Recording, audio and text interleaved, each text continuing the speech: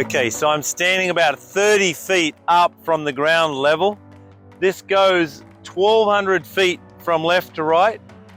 It stands about 100 foot tall. And what makes this so incredible, we'll clean all this off, we'll get big, powerful air line up here like a sandblasting line, and we'll blow all the debris off. Okay, and then what we're going to do is cut rooms into this. So we've got to get a boring machine like this massive one down on the ground here. That one's probably a bit big. Okay, we're going to get some smaller ones and dig cabins, rooms into here. And imagine these beautiful glass doorways with coming out onto this big flat balcony area. But what's going to make this even more incredible is because we've got all these massive rock faces above it, we'll come off with waterfalls. Don't have to build it, it's already here. So we'll come off with waterfalls that'll be pumped from huge catchment ponds down below, and we'll heat that up. Some of it will be down underneath because inside the cave is all year round at 65 degrees. So we can easily control the water temperature there, pump it up through the mountain and come off in all of these areas waterfalls. It'll be absolutely iconic. And you'll come down, it'll fall into catchment ponds. The way these catchment ponds are going to be built is we're going to dig into the rock. So we might just do one here like 12 feet by 12 foot to catch that, but it might only be 2 foot deep. And then it'll overflow into a deeper, bigger one or smaller one and another one. You can see things like this, the Turkish baths over in Turkey and different parts of national parks. But we don't need to use concrete, we don't need to use the tiles. It's all going to be the natural rock. I'm going to take you further up the mountain and show you what else we're going to do. Just a minute ago, I was down just below this ledge here. I was down at that was probably 30 feet high. I'm up another 20, 30 feet again on top of this. Exact same as the level below. Clean all of this. You got these great overhangs here. Cut some rooms into that. Hot tubs again. Water spilling like we talked about just a minute ago into the next pool. So you've just got 100 feet of this cascading waterfalls. Just, I don't know, just bringing this mountain to life. I got a saying that I've used for years. Rocks look good if they're good looking rocks. Rocks and plants look even better. You add some greenery, rocks, plants and water. Oh my gosh, now we're talking. Rocks, plants, water and lights. That's magic. This whole mountain's gonna look like magic. Who wouldn't want to come here? And look at the view. This is over Washington. St. George is just around the corner. Washington, Utah. Unbelievable. Because of this mountain, one being so tall and these ledges, as I've discussed before, what makes this so incredible is that when you dig into the stone, we'll be able to do our hot tubs and our baths and our swimming pools into this actual rock. There's not a lot of fractures running through it, so it's not going to be it's going to be waterproof by just digging into that. The cost to build an outdoor spa and hot tub on site, gunite it, into the ground and whatnot, and swimming pools is easy 50 to 100 grand each one. I can see anywhere between 50 and 100 hot tubs and pools over this whole mountain and inside it. So that's like millions and millions of dollars we're going to save just by getting our excavation equipment up into these areas, digging into that, which is going to be a lot easier than digging into making our rooms. And then the natural flow of it is the water's going to come down and run into these, overflow into the next one, the next one, the next one. And you're going to be able to dig in and create waterfalls as well. So that's another expensive thing. To get guys to come in and create rock formations and waterfalls is expensive. So as I was saying to some of the people yesterday that I was showing through the mountain, like one of the guys worked on the Wynn Hotel in Las Vegas, okay? And I said, how much did that main waterfall on the street cost? And he said it was millions of dollars.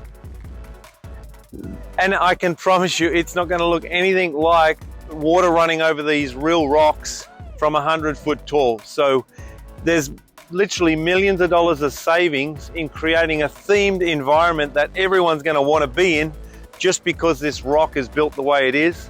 And we know how to dig into rock, and we also know how to do artificial rock if we need to touch up areas, cover pipes, cover electrical leads and hide the lights, so you just get the backlit underneath the waterfalls and all that. So that's been my profession for 30 years, doing artificial rock and theming. And we're going to turn this mountain into something that is going to be something everyone wants to come and see.